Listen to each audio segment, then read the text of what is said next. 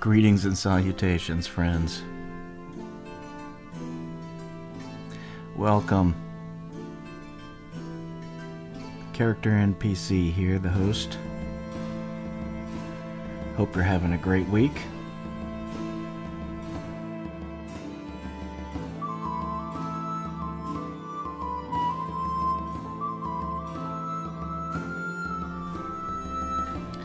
Thank you for joining. If you haven't seen my previous video, the introduction to what I hope to be a long-lasting first edition AD&D campaign, I hope you'll go back and check it out. It covers quite a bit of what I'm doing and why I'm doing it and how I'm going about doing it. Today I'm going to go over some of the final DM preparation that I've worked on in the last couple of days, but is essential for any first edition Advanced Dungeons & Dragons game.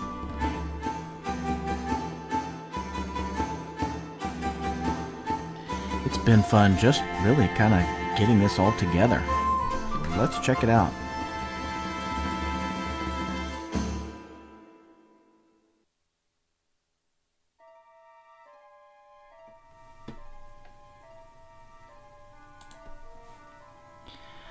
So friends, as I mentioned last time, there are some key decisions that I still need to make before I begin to roll up characters and actually start playing. I've listed them here. To kind of recap though, I mentioned that what I want to do is get back into first edition Advanced Dungeons & Dragons the way I played as a kid and into my adulthood, but eventually moved away from trying the other editions, but also having to kind of leave behind and go to the computer, because as we get older and have kids and jobs and everything, people just don't want to drive and get together, especially on weeknights and such. But man, I miss it, and I really want to get back to that. So while I can't find new friends who want to get together and play first edition, and the friends that I have just don't want to see each other face to face for whatever, series of reasons, and just prefer to play over the computer, I'm starting this solo campaign. And I really wanted to use all the equipment that I've had forever and haven't been using. The original 3 books, Dungeon Master's Guide, Player's Handbook, and the original Monsters Manual, Dungeon Master Screen, modules, etc. And I mentioned that I only wanted to use the original books and rules as written, TSR equipment. Got the Rogues Gallery and some modules and things. The only additional content that I would be using are a few of the Judges Guild, this particular Judges Guild map, the Elfan Lands, map 9, and probably map 10 on the other side of this eventually, if I run out of room. We'll talk about that a bit later. But I was also going to use one additional book, the Tome of Adventure Design.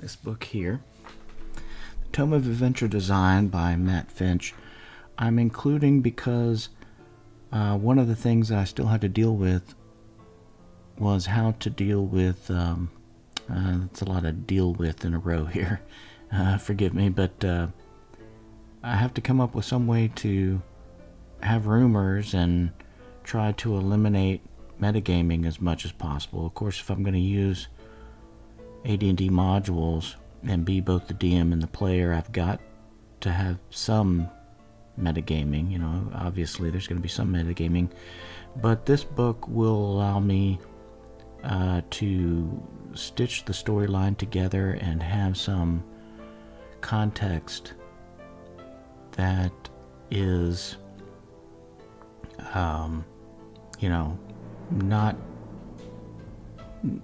just me making it up in advance and knowing all the details, but sometimes rolling it up on the fly, sometimes not, having just enough background to have the storyline make sense. But I'll get into that more in a little bit.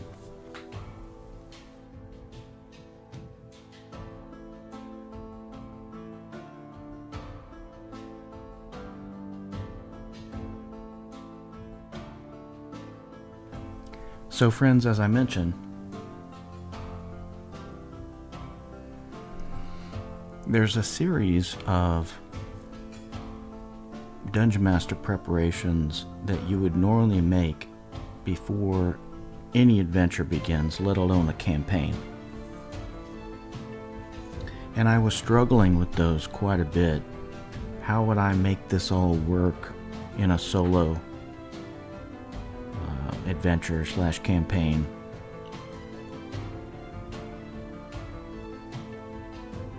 Some of these things are the rules that a lot of people left by the wayside, even when they weren't playing solo.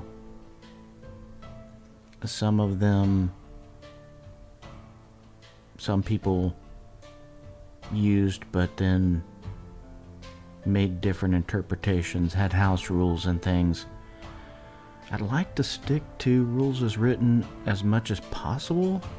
Sometimes that's really difficult. I was watching a Grog Talk episode from way back when, I think it was 3 or 4 years ago now, but it was with Gary Gygax's son. They were interviewing, and he was talking about how Gary and his son and the people that he was playing with, they didn't even use the to hit adjustments for weapons versus armor class. And you know, that kind of enlightened me as to how broad house rules you know were throughout the entire history, even playtesting and things, I'm guessing. You know, who knows, but I think it's interesting. I think it adds a lot of flavor, and that's one of the things that I'm going to cover today. So without further ado here, I'm going to start going through all of these items that are preventing me from starting to roll up characters and move forward.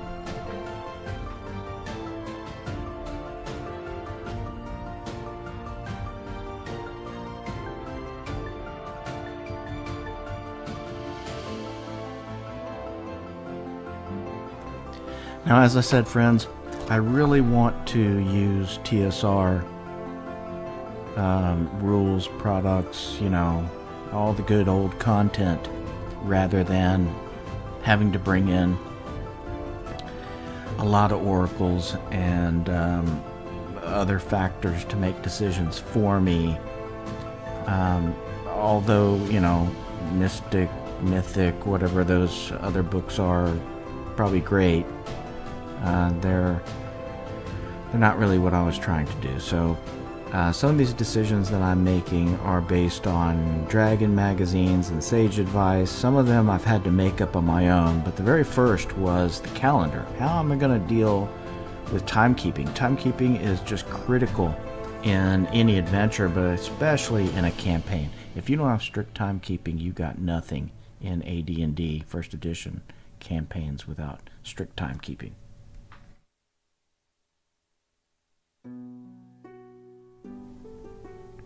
So,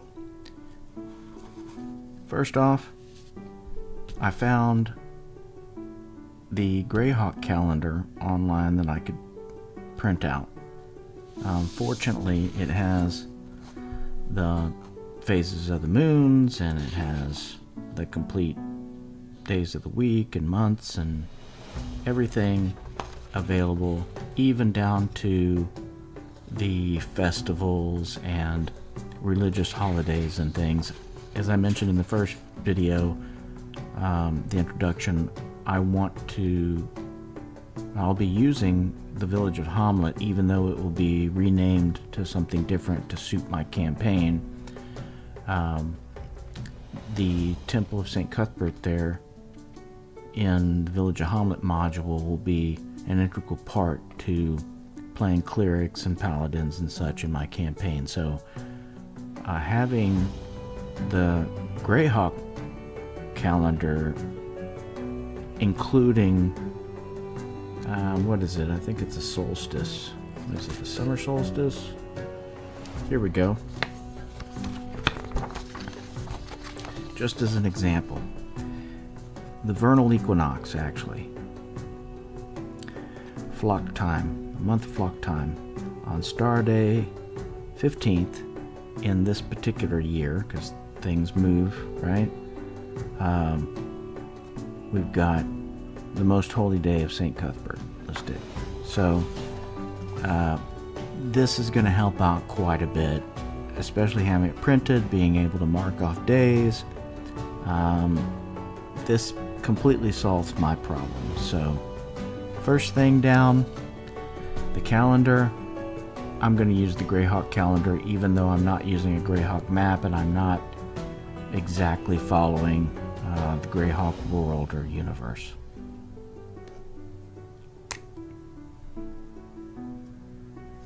Check. Awesome. Second thing, weapon adjustments versus AC. I struggled with this a bit. I wasn't sure I was dedicated enough.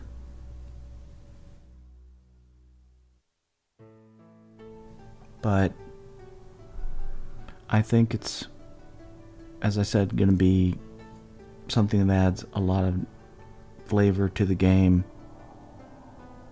I don't intend on this campaign moving real quickly. It's not, I'm not really doing this per se for likes and subscribers and all the things that entice some of the other people who are putting out Dungeons & Dragons content on the internet, that has them thinking this needs to move fast. I'm not moving fast enough. I need to eliminate this, or I gotta make it, whatever. I'm not really too concerned about that. I'm doing this for fun. I hope other people have fun watching, but I think it's more important that I achieve the objectives that I'm setting out for myself. And so weapon adjustments versus armor class to me is an important one, and I'm going to use it this time. So if you're not familiar with what that is, you'll start to get a feel for it if you watch my my campaign videos, to try to explain simply what it is. When someone is in melee combat, and they are other combat as well, actually any combat, whether it's ranged or melee, weapons of certain types have a better chance or ability, I should probably say ability, to damage opponents, or and if you watch any of Dave Thomas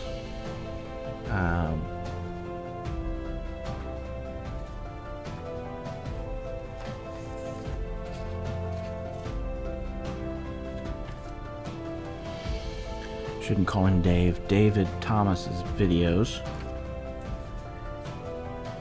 His channel is in my description of this video.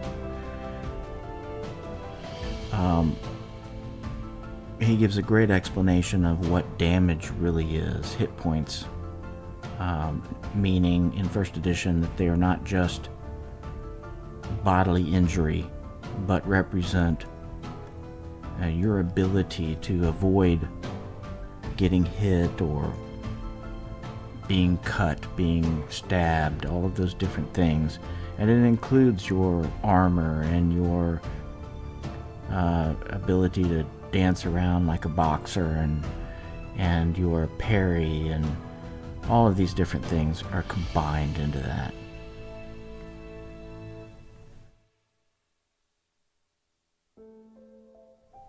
So what the weapon adjustment versus armor class does is say, okay, if someone is fighting you and they have plate mail armor, if you were to throw a dagger at them, the likelihood of them actually being hurt, being prevented from continuing on with that combat, is less likely than if you had a polearm with a very sharp and hardened point on it, like a halberd or a pike or spear even. Those things, especially like a spear set for incoming charge. If you've ever seen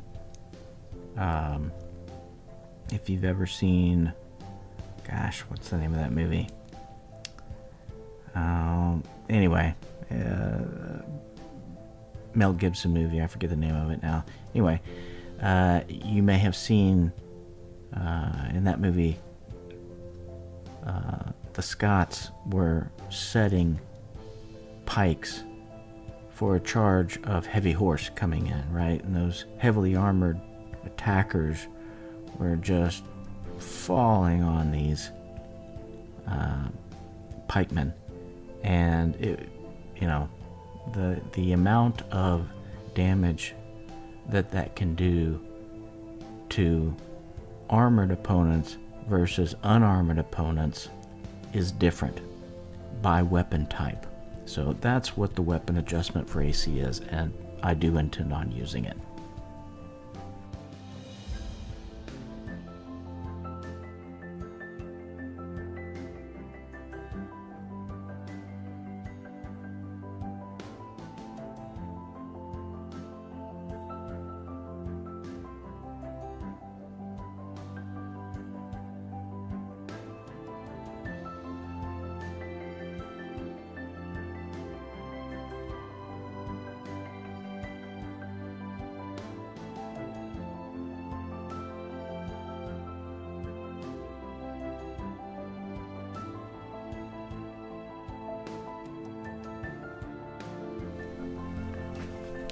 Here's the table I'm talking about. Let me get this out of the way.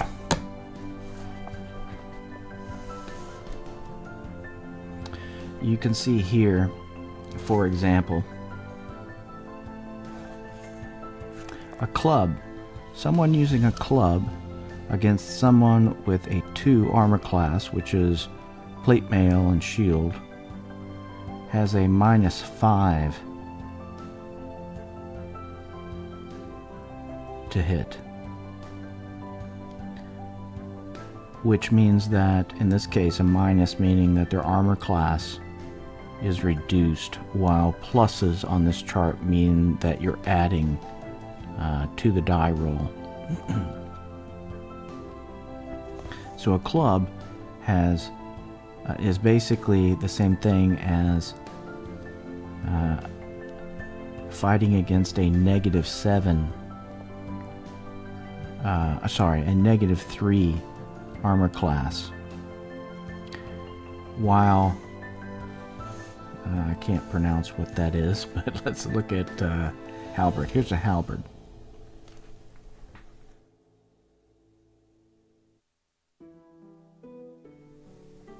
This halberd, on the other hand, has a +1 versus someone with plate mail and shield.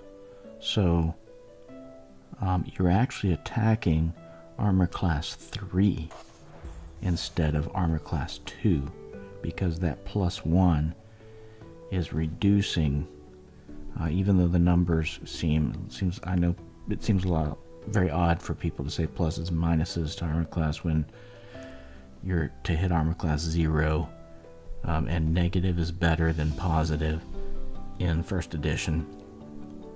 Obviously a reason why people play different releases of Dungeons and Dragons. But in effect, a halberd wielding fighter who is attacking someone with plate mail and shield would actually be attacking someone with armor class 3 instead of armor class 2. So that should give you a decent understanding of what it means to use this statistic.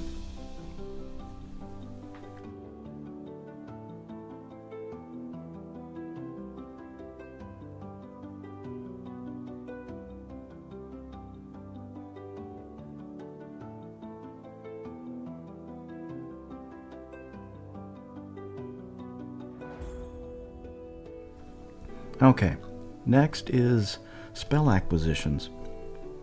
This is a decision that needs to be made by the DM so that players who are playing magic users and illusionists understand how they're going to get spells. And what I mean by that is not the initial spells, but beyond the initial set of spells. Will you be at each level when you get new spells choosing them as it's done, I believe, in 5th edition? Or will you have to find spells, write them in your spell book, and roll your percent to learn new spells roll, and potentially fail and not be able to learn that spell until your intelligence increases, or you find a scroll and you get a chance to try again. The ability to try again is somewhat rare, right? Like if at first level I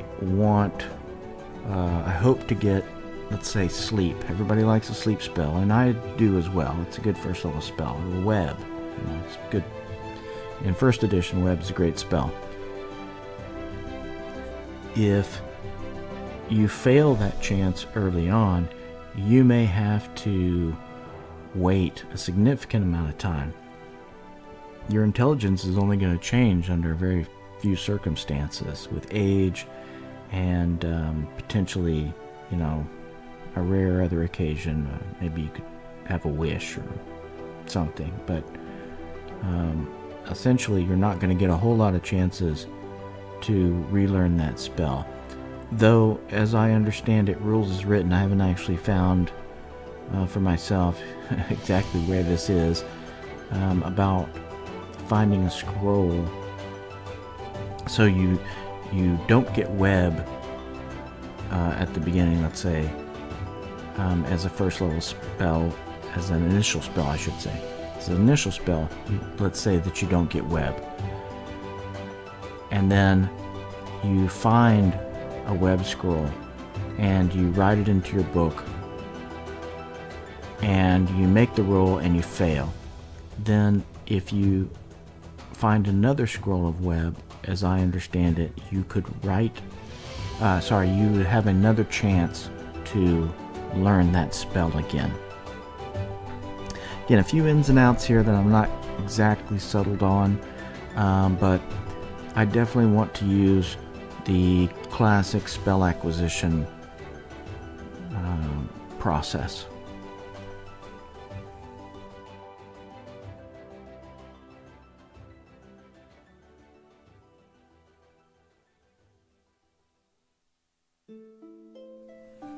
I personally think this adds a lot of spice to the game.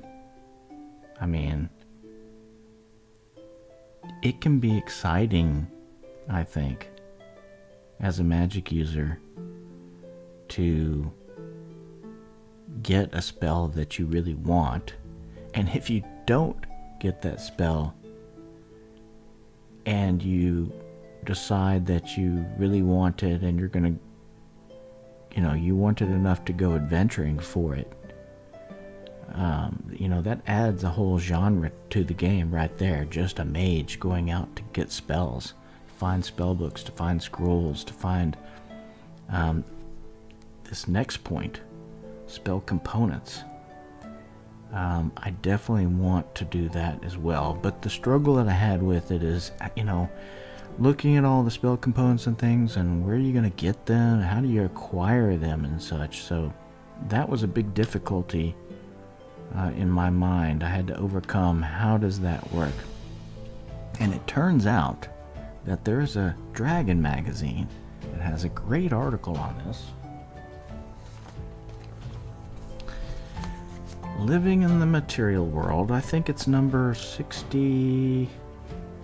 Oh gosh, I said this last time. I should know exactly. I'll put it in the description, which Dragon magazine this article is from. But what's important about this is that this gives you the information that I was missing about,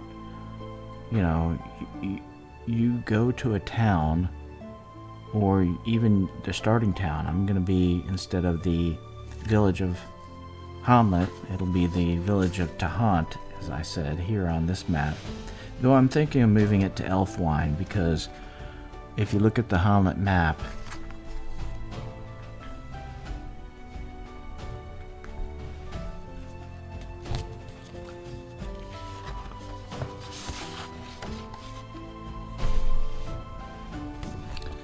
the village of Hamlet has a river running through it and a crossroads, kind of a little crossroads here. And there is actually a river running by Elfwine where there isn't a river. This is a road I drew in myself back in the 70s when I was a kid. Bought this. I drew this pencil line road here myself. So I'm thinking Elfwine might be a better starting place, so stay tuned for that. But the point is,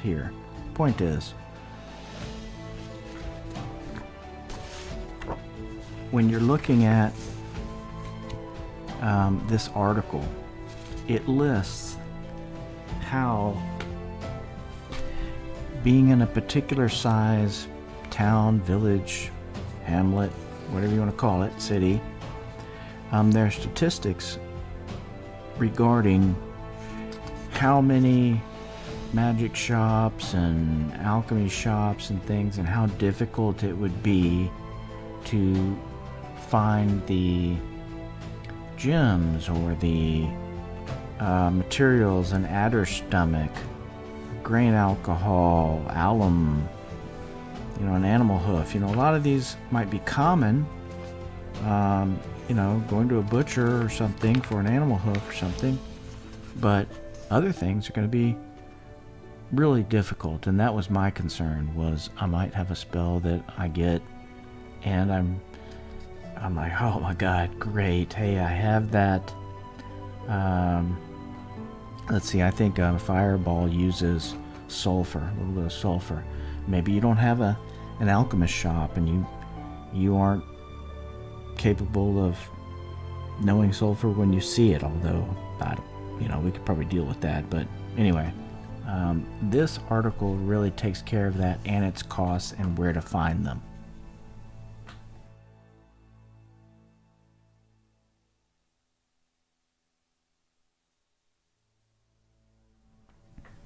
So I'm absolutely going to be using spell components. Check.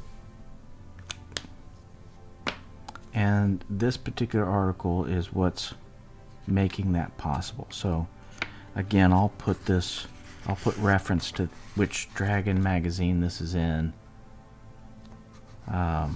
and the article title is Living in a Material World.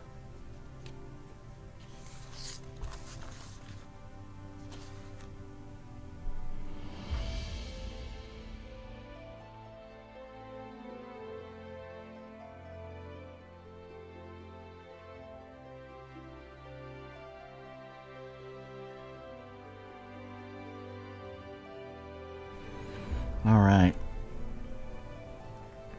The next thing that was kind of troubling me, it says retrieving ammo here, and it was about retrieving ammunition, but at its core, it was about something else. It was about the idea of adventuring beyond towns, cities, villages, into dungeons,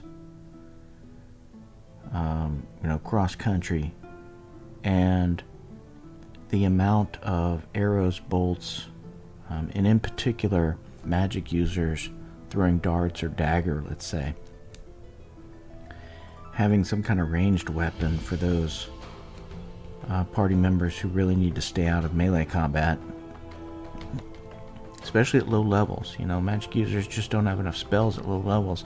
They need something to do. I don't want to just stand around, have a party member just standing around doing nothing.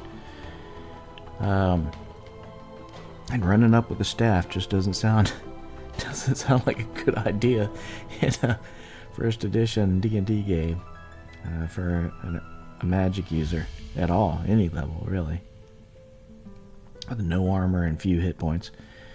Anyway, I digress here. Would it be possible to find some rules that could cover whether you can recover that ammunition? So let's say, since the magic user has one weapon proficiency, and I decide to choose the dagger, which I can both use in melee if I have to, but also throw at range, even if it's short, could I then go and pick up those daggers and not just say, oh yeah, go get my daggers, hey, fine, great, get my daggers. There needs to be some kind of contingency for failures and breakage and dents and bends and all the kinds of things that give it some life. Not just, I throw the dagger, I pick up the dagger, I throw the dagger, I pick up the dagger. And with arrows, short bow will fire two arrows around. So 6 rounds, you're pretty much done with the quiver. And that's not a whole lot of combat in first edition D&D, especially in the early parts of the party's lifespan. So, this is one area that I've decided, after all the research that I've done, there's some rules I've seen about, mainly about magic arrows, and all of the discussion that I've seen has been about arrows and magic. One thing that is pretty clear with magic arrows, when you fire them, if they hit, it's gone. That's it. It's been used and it cannot be recovered.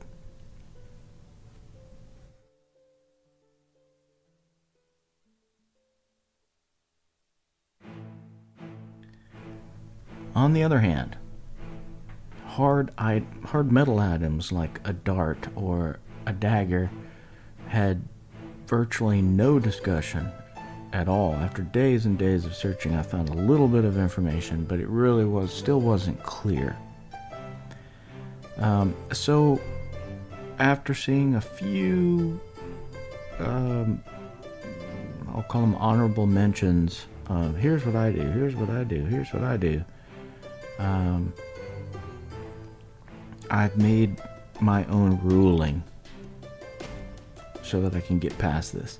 I really wanted to be able to retrieve ammunition, and I think having magic user who thinks he can carry 24 daggers or 25 darts or whatever is ridiculous.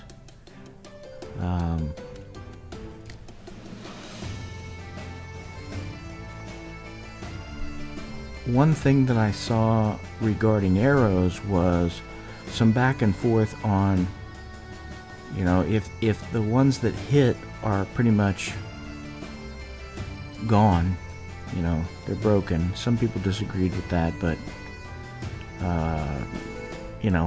neither here nor there. It's all about the DM's decision before the game begins. And then the ones that miss had a percentage chance here, and everybody kind of disagreed. Could you find them? Could you not? And would they hit the wall? And, it was very educational on longbows in dungeons. So many people when I was growing up were playing people who, all different classes that used longbows for ranged attacks. And I knew a lot about medieval weapons in my youth, but I hadn't really thought about it. I already knew the significance of the Battle of Hastings in 1066 and what the longbow did, but had not really put two and two together with that being a weapon that has a heavy point on a shaft that flies in an arc a long distance and is really lobbed. It's lobbed at a long distance, like artillery for the most part.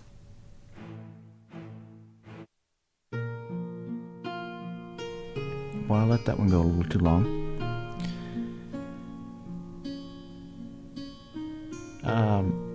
So, how to deal with these things? You miss, you go find it, and people talked about having to search forever, and I drug out the game, and I don't like it.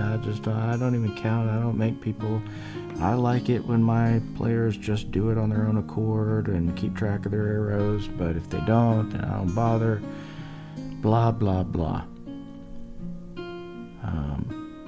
I want to keep strict tallies of these things, and what I decided to do was have my own house rule that is based on the standard linear 10% chance, 1 die 10. That's at the front of the DM's guide. I'll just take a look at it in case you're not familiar with it. I think everybody who really plays probably knows this, but right here at the very beginning of the DM's guide, it talks about the importance of understanding how dice work. And it's a little bit of math, you might say. Right here. Most people talk about this in regards to rolling up characters, which is, the methods of rolling up characters and why you would pick one or the other of the four. That also I didn't put on the list, but I'll talk about that in a minute as well. I'll try to add that in. But here it talks about the difference between a linear curve and a bell curve. And the bell curve, when using multiple dice, is how this comes into play. You're kind of forcing things into the middle. You're forcing things into this curve section. And you have outliers front and back, while the linear curve is pretty much straight up the graph. So you got a specific 10% chance right across the board, 1 die 10, okay, or 100 or whatever.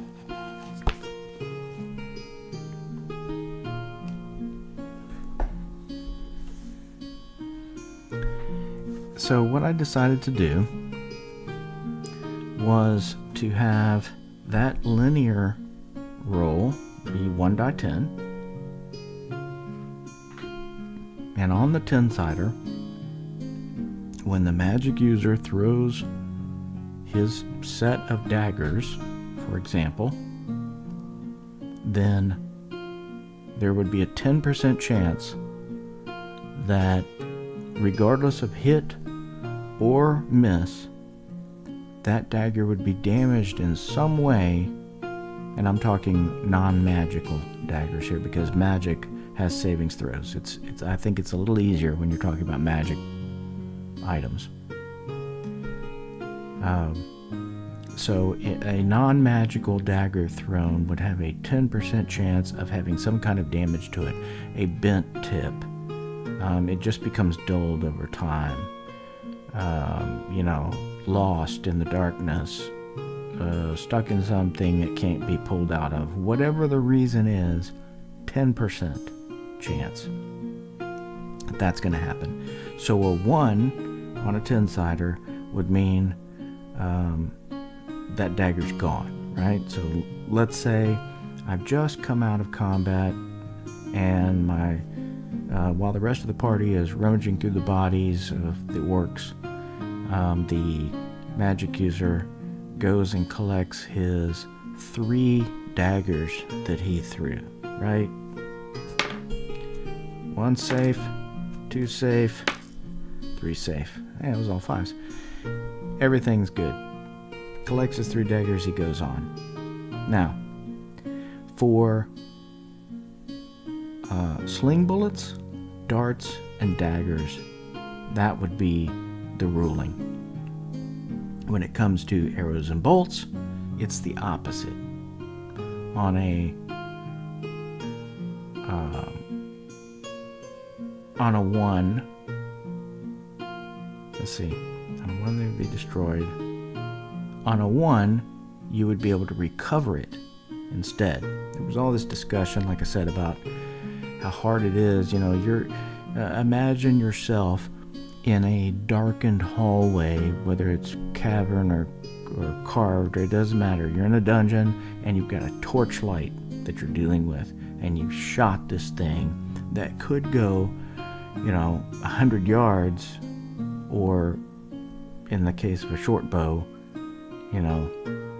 you can control it and go less, but crossbow bolts are hard firing, and it's dark, and the walls are hard, and there's lots of things to hit and to break, and there's also some opportunity to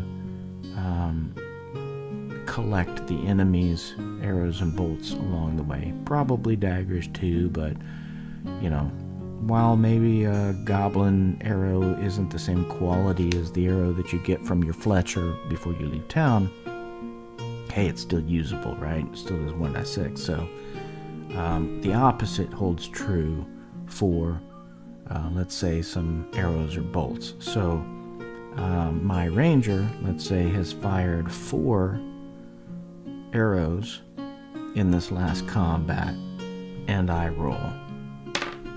Nope. 1. He was able to retrieve 1 of his arrows out of 4 that he fired. So that's how I'll handle retrieving ammunition. Metal and stone will be 1, it's destroyed. Wooden shafts, it'll be 1, it's retrievable.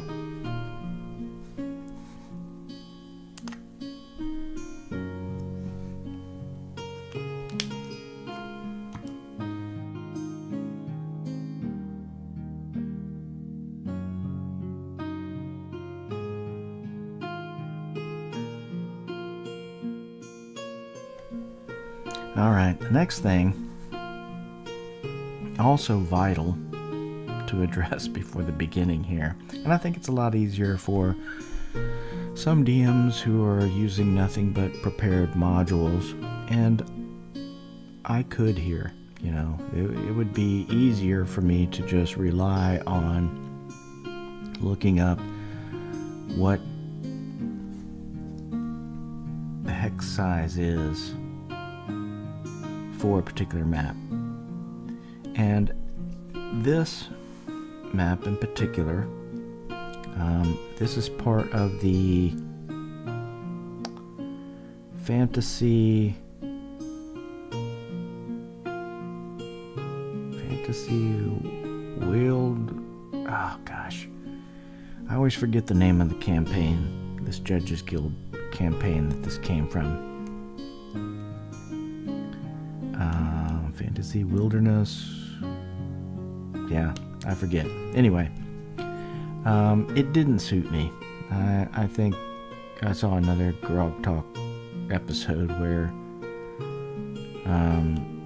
somebody was mentioning how they kind of, when they were kids or young men buying some of these Judges Guild campaigns and adventures, they didn't have a lot in them. They weren't like TSR adventures.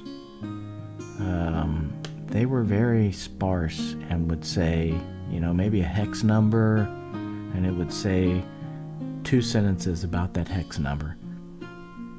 And it really didn't quite give you what you expected if you were used to buying a TSR module, Keep on the Borderlands or White Plume Mountain or something, I was the same way. So I didn't keep. I kept this one map because it was the most exciting when you looked at it. I was like, oh, this is a cool map. There's a lot here. And the other side is decent as well. And these are the referee maps. The player maps were basically blank and just kind of gave you an outline of the continent and maybe a couple of spots. And then everything else you had to write in as you were adventuring, like mapping a dungeon, right? Except it was outdoor adventure and campaign. Anyway, I digress here. Point to this is the world hex size is important to decide on. And I've gone back and forth on this. 15 miles is what these hexes actually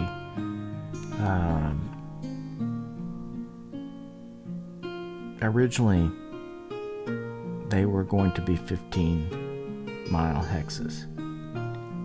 I think it turned out different after people started to give their feedback on it as the modules sold and such, or the campaign content sold and whatever. But anyway, I'm thinking I want to go with 30-mile hexes. One, because I really don't want to run out of space here, and once you start to fly, you're going long distances. Flight, teleport, gate, all those kinds of things that allow you to travel long distances. Man, we're going to be really moving.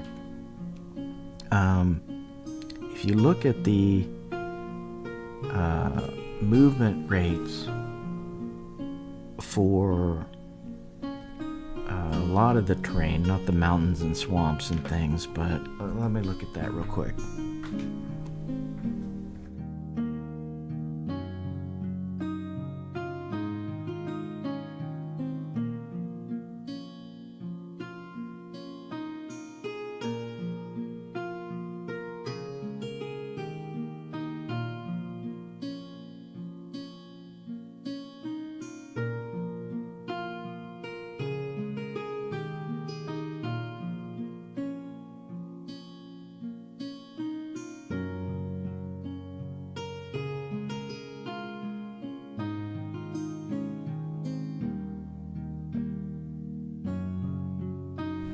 Here we go on page 58 of the Dungeon Master's Guide. We have miles per day outdoor movement. Oh, it sounds like they're popping fireworks now. Hope that doesn't become too loud. I apologize if it does.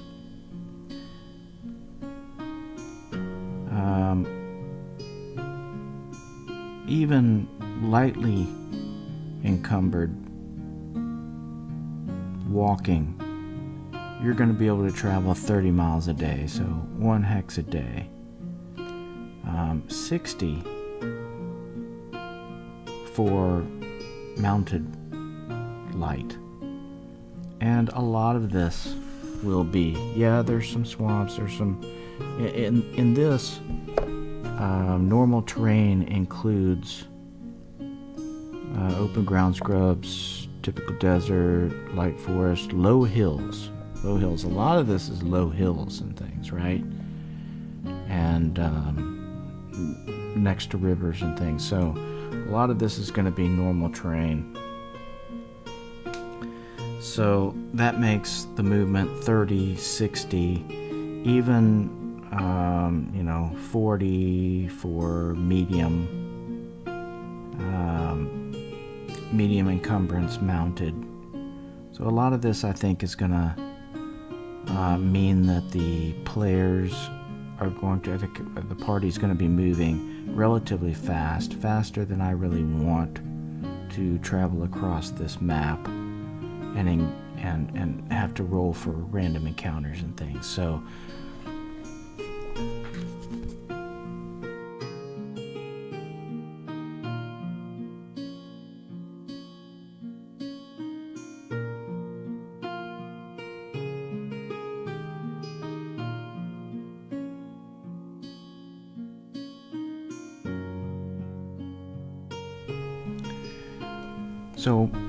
even though I really hadn't decided until now, to be completely honest, I was still kind of going back and forth between 10 and 30. I don't think 15 makes a lot of sense for me, because each one of these hex, it would be easy to say, okay, well, it's one day's journey between Tahant and Elfwine, because these would be 10-mile hexes.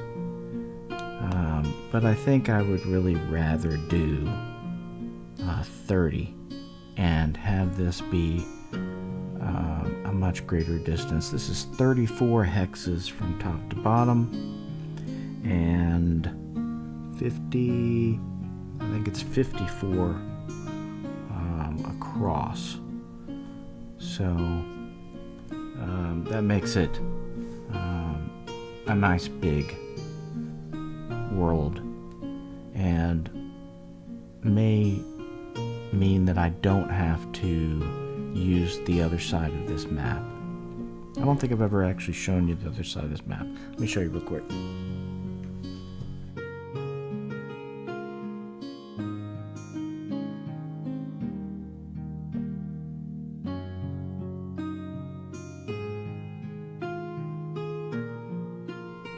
So this is the Lenape Campaign 10 map, and it would be 3 down from the Elfin lands, which would have been at the top northwest corner of the Judges Guild campaign. And you can see this is a big desert up here at the top, and on the other side there's plains up here, so it kind of lends itself to coming south, even though these maps don't exactly match. And also this coastline here nearly matches up perfectly with the tiny bit of coastland that comes in from a jutting peninsula, a small peninsula in the Elfin land. So I think this is great, but I prefer not to have to use it if I can help it.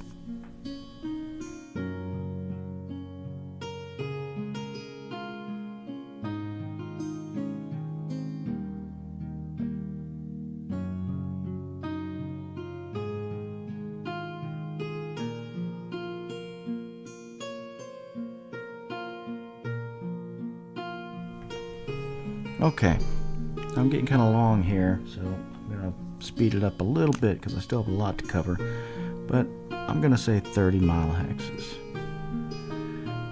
Next is the leadership framework. Now this took me a little time to decide on, but I think it's important in giving a good storyline and keeping things together.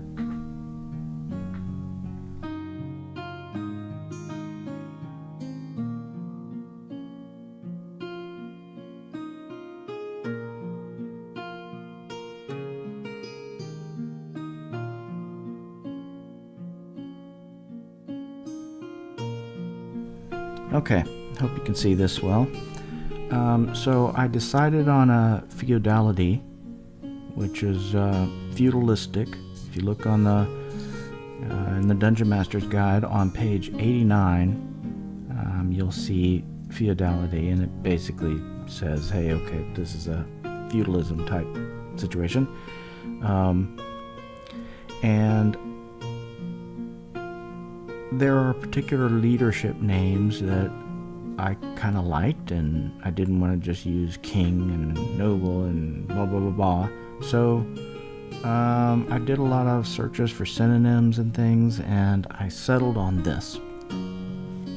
In this land, I don't know whether I'm going to call it Elfan Lands or something different yet. I haven't quite decided. But in this known world, the leadership is run by the Archon Rex, who basically is the king.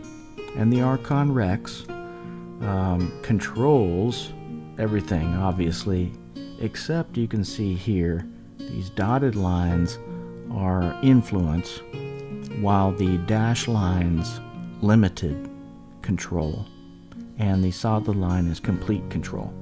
So the Archon Rex has complete control down the hierarchy. The Archon Rex has complete control over the armies, who are regional. Haven't decided on regions or anything yet. Underneath the Archon Rex is the Basilius. The Basilius are the nobles, and the Basilius don't have any particular context yet for me, other than I think of those people who stay around the city-state and, have their bit of work to do, but are kind of behind the scenes of everything. And they interact directly with the Landmen. Landmen are like the magistrates of particular areas. And the Landmen then have direct control, complete control over the Viscount.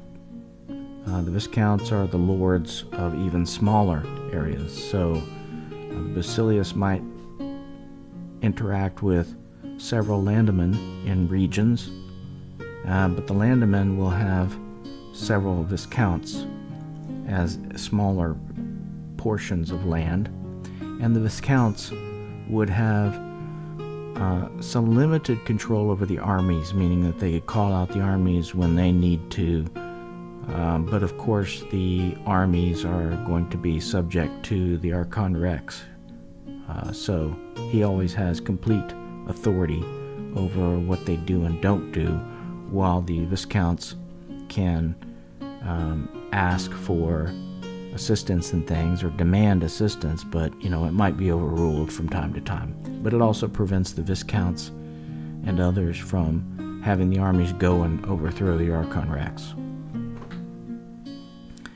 And then the Viscounts have leaders in their particular regions who are local leaders.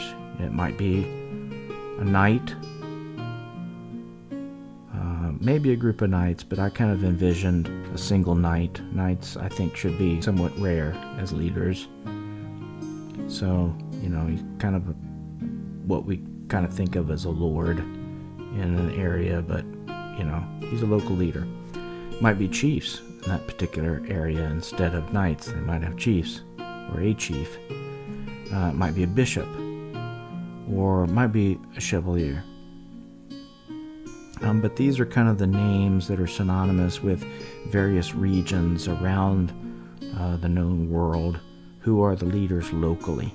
And then they have, as you can see, complete control over the guards, the men-at-arms, watchmen. I won't read it all here, but I think you get the point. These are local militias versus the actual armies of the country. And then, of course, there's the citizens, peasants, and immigrants from all over, who, everybody controls them and has them do their bidding, forces them to do whatever they want. And then out to the side here, I like the idea of the clergy being regional and varied, but no one really controls them. Even the Archon Rex influences them, wants to think that he controls them. But does he really control them? Does they always do what the Archon Rex wants? Who knows there?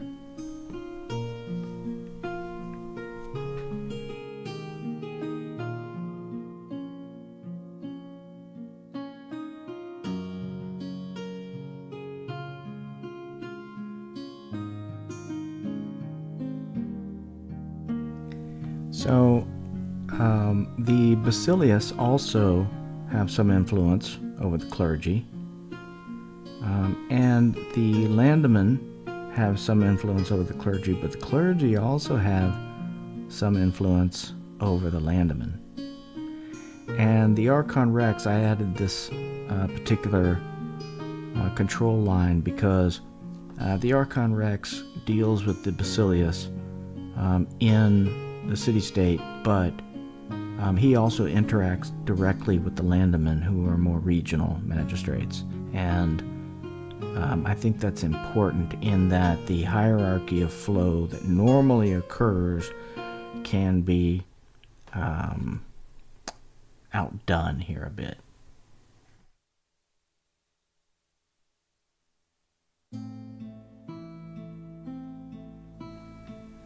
Not sure what happened with that last song. It didn't start and end the way I expected it.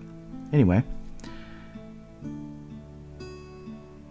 Yeah, so I think this really fleshes out what I need to keep the storyline moving and come up with names and have them be ready to go for who's the leader of this area in case we need them, or whatever comes up in the role play that happens. This gives me what I need, having to play both the Dungeon Master and the players in a solo campaign.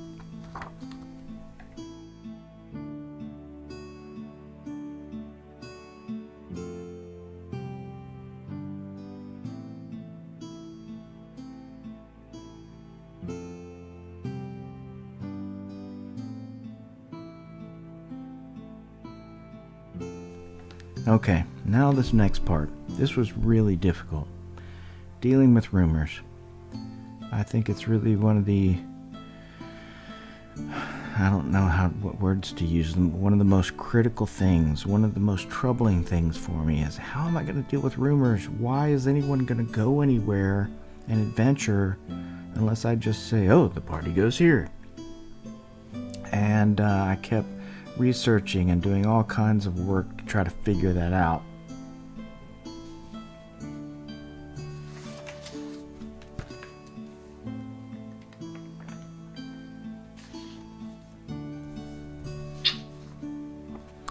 And what I settled on was making up my own. I will absolutely be using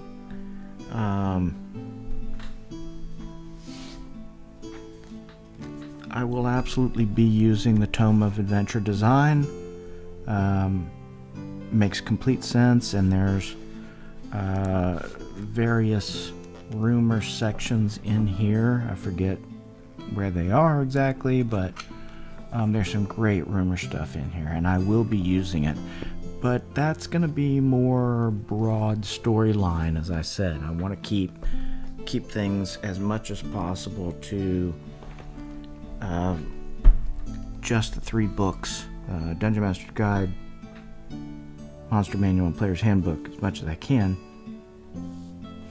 So I decided on using the tried and true reaction rolls and a couple of other die rolls. First off, you're going to go to somebody, you're going to go to a non-player character, and you're going to talk to them to try to get a rumor. And there won't always be rumors. Yeah, I should go over the assumptions first.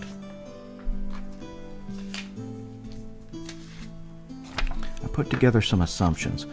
One of the assumptions was that, like I said, I want to use TSR rules. I want to use rules as written as much as possible, or slightly adapted, but out of the books. And sometimes rumors are just that. They're just rumors. So not everything the party hears is going to be real. It's going to have real information to it. So there has to be some way to get the information and for it to still turn out to be a fishtail. Alright, next, NPCs shouldn't always know exactly where things are. Imagine the innkeeper who says, oh yeah, you just go north about 10 miles, and there's some woods there, and in the woods there's that ruin. I've seen that ruin before, or I know people have talked about that ruin out there. But where exactly is that? Sometimes nobody really knows exactly where. And then the information may not be a place. Sometimes it may be something else. I think I'm dealing with that through just having a distinction between rumors and missions.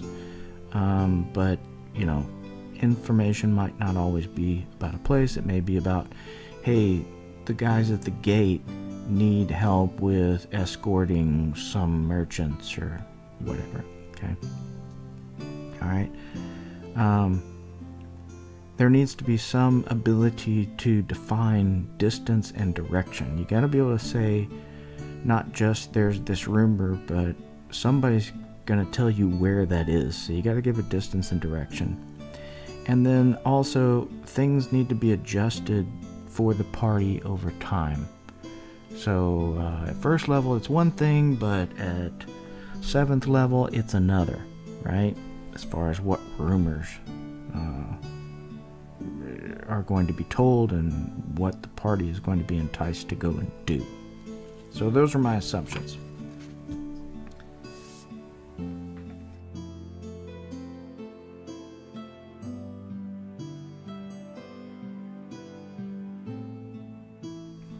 Okay, so how do I accomplish this? Well, I couldn't come up with anything.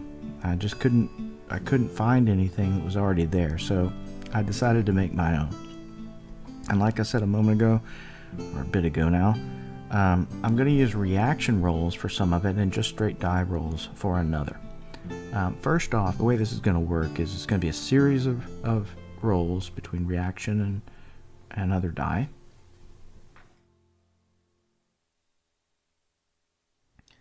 First thing that needs to happen is somebody's got to say there is or isn't a rumor, right? Like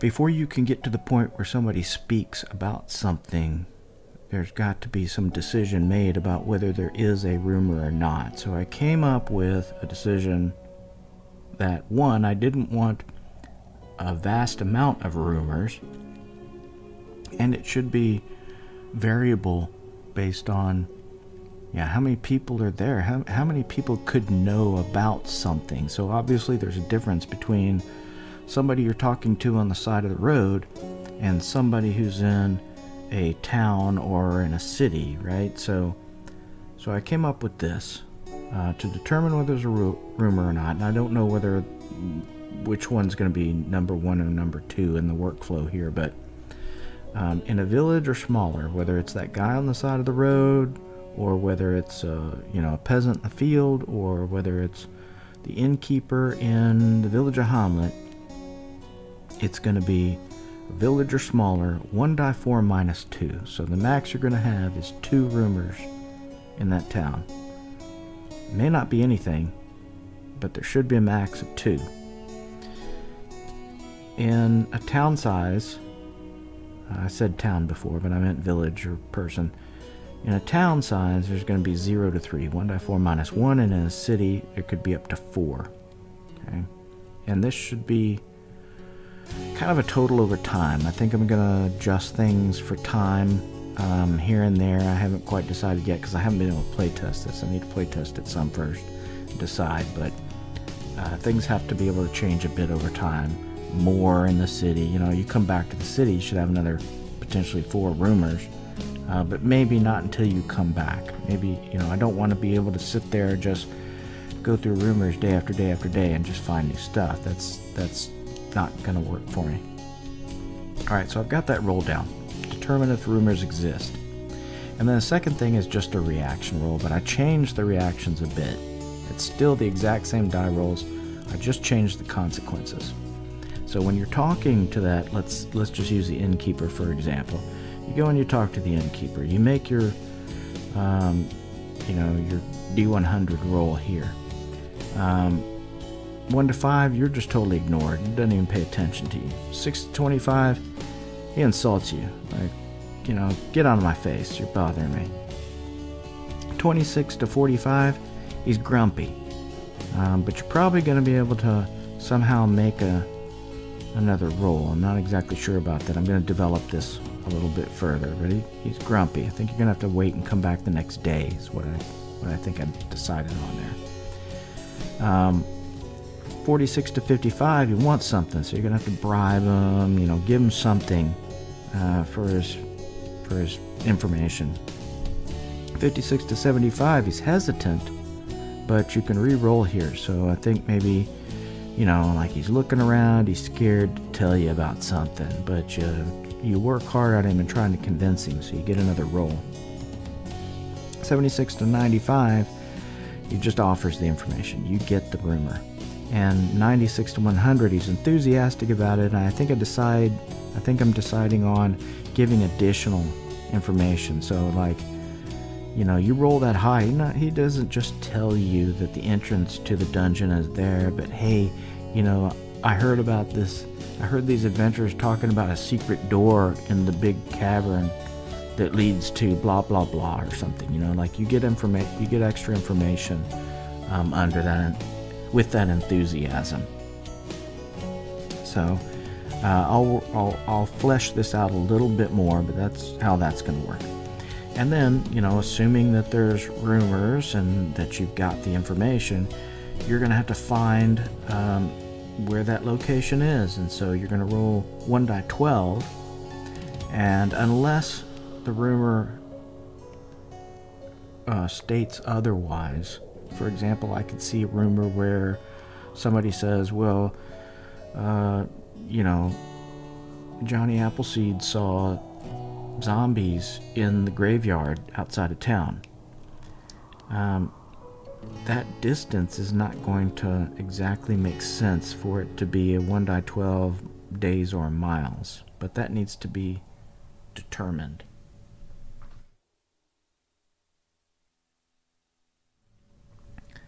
Somewhere there needs to be a decision as to, beyond a statement that the graveyard is just outside town or whatever, that the distance is miles or days. Some things will make sense to be 8 miles away, and some things will make sense that they are 8 days travel away. And I really like that aspect of sometimes saying, hey man, you gotta go past the Carrar Hills, you've gotta cross the ford at this big river, and then you've gotta make your way up here to the Mistaken Pass before you get there. And by golly, that's just a long way, right? Very cool. So 1 die 12 distance, miles or days, and then the standard 1 die 6 roll from the current hex in the direction. So 1 being north, 4 being south, right? I think everybody's used that before. Finally, though, as I said in my assumptions, sometimes a rumor is just a rumor, right? So I came up with a final reaction check. When you arrive, it'll be critical for me to remember this, and this is all about the playtesting, but when you arrive, you'll make this reaction roll based on the party arriving at the location. Some character will be just like the one situation where you're talking to the NPC to get the rumor. It's one character. There will be one character from the party who is making this reaction check, not everybody over and over again. And those reactions are similar in that, they're failing down below and successful or at the top. 1 to 5, you get there's nothing there, and you just assume it's a false rumor. It's like, end of story. I'm here, I traveled 6 days to get here, and that innkeeper, he gave me a bunch of fluff. There's nothing here. 6 to 25, you find nothing, but you wait a day and you can re-roll. So deal with the encounters overnight. Next day, try again searching for where the rumor location is. 26 to 45, you're unsure if this is the right place, and you have to make a secret door check, or wait a day. So it's kind of similar to these two.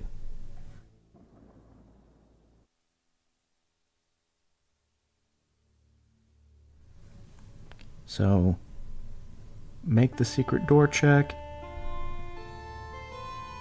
You get to roll right away.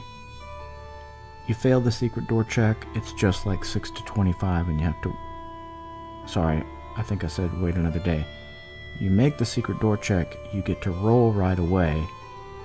Otherwise, if you fail the secret door check, you'll have to wait a day and then re-roll the reaction roll.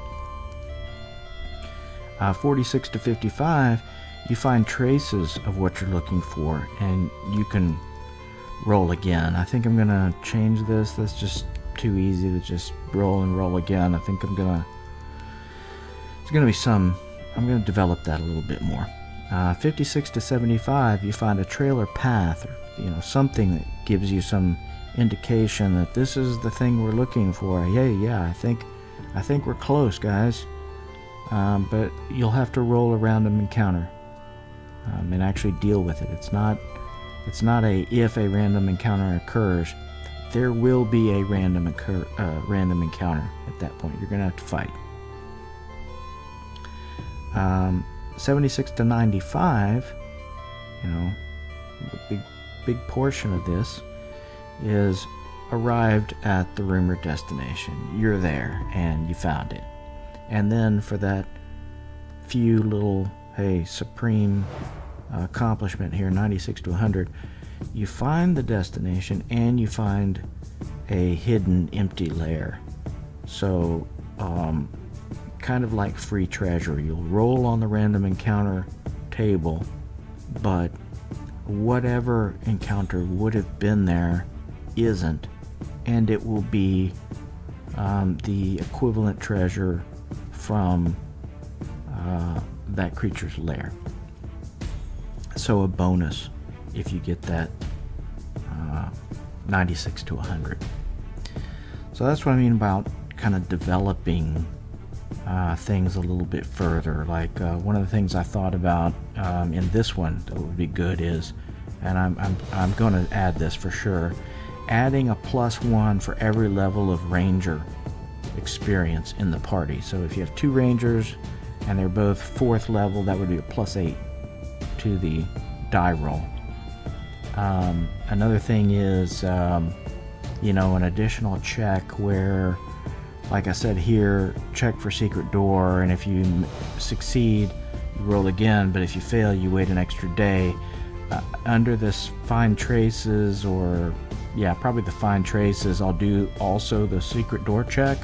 But in this case, if you make the, either way you get to roll again, but if you make the secret door check, you get to add a +10 to the die roll for the next roll. So, significantly increases your chances of getting it right and finding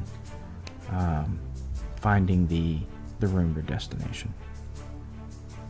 So that's how I'm going to deal with rumors for now, other than actually creating a chart of rumors, and I think those have to develop over time. As I said, it needs to change between low level and high level, so it will probably be basic in the beginning, maybe only 10 things.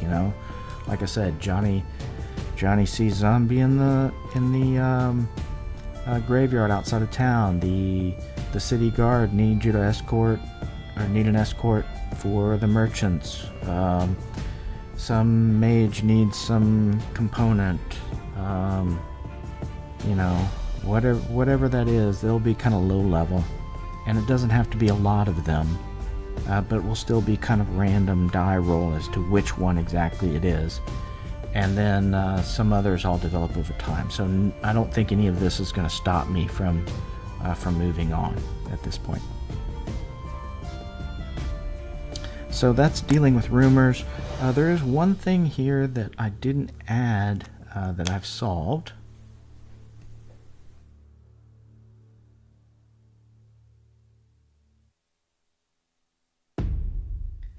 I forgot that weather was something that I was looking into and very important to me.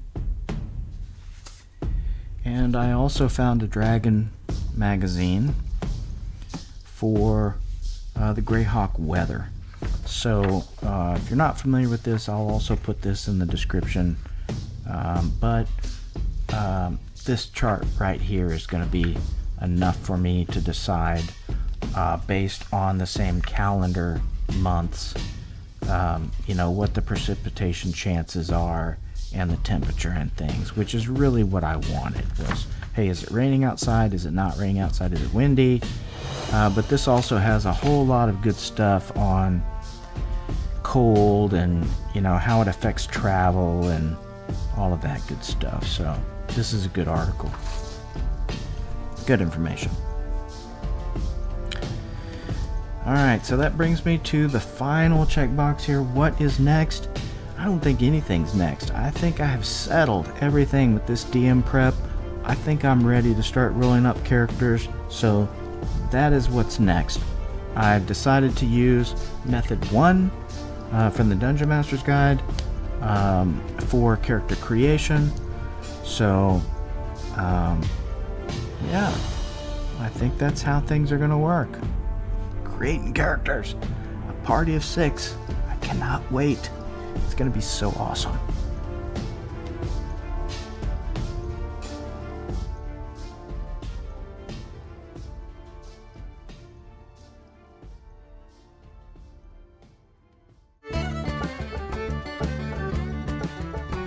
So I think that's it, friends.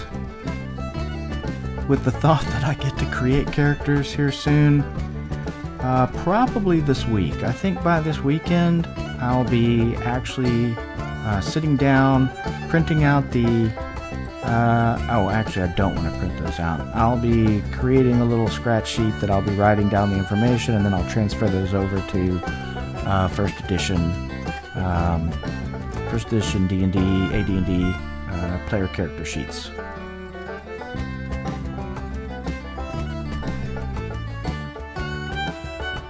So I hope that you enjoyed this as much as I did. If you've sat this long through all of this, hey, kudos to you. I really appreciate it. Thanks for joining. I hope that if you haven't gone out and gone back and seen the introduction video, maybe you'll do that. Give it a look-see and understand a little bit better about how I'm dealing with trying not to metagame and what books I'm using and such. I've kind of gone over that already here too, but give it a look if you're interested. Anyway, holidays coming up. I'll have a little extra time. Weekend is ahead. Enjoy your weekend, and I hope that I see you on another stream. Bye-bye.